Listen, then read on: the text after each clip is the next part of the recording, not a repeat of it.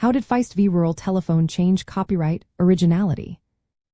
Imagine copying a phone book and claiming it as your own work. Sounds strange, right? Well, that's exactly what the Supreme Court addressed in a case that changed how we see originality in copyright law. This case is called Feist Publications versus Rural Telephone Service Company. It made a big difference in how we understand what makes a work eligible for copyright protection. Before this case, many courts followed what was called the sweat of the brow doctrine. That meant if someone put a lot of effort into collecting information, they could claim copyright. So, even if the work was just a list of facts, like names and phone numbers, it could be protected if enough effort was involved.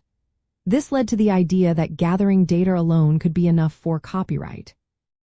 But the Supreme Court disagreed with that idea. They said copyright protection needs more than just effort. It needs originality.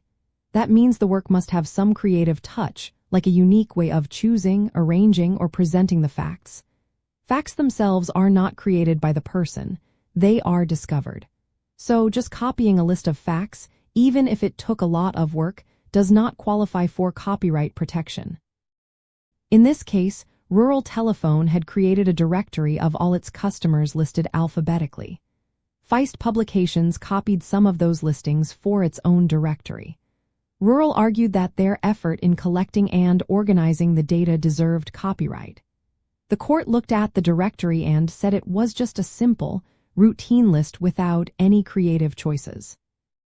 Because there was no creative selection or arrangement, the directory did not meet the standard of originality needed for copyright. This ruling made it clear that for a compilation of facts to be protected, there must be some element of creativity involved. For example, if someone arranged the facts in a special way or selected only certain types of information, that could be protected. But a plain alphabetical list of names and numbers is not enough. This decision also helps clarify the line between different types of intellectual property. Trademarks protect brand names and logos. Patents protect inventions. Copyrights protect creative works like books, music, or art. Feist v. Rural Telephone made sure that copyright law doesn't give monopolies over facts or data. It supports fair use and encourages competition by making clear what can and cannot be copyrighted. So, this case changed the way we see originality. It made copyright protection more about creativity and less about effort.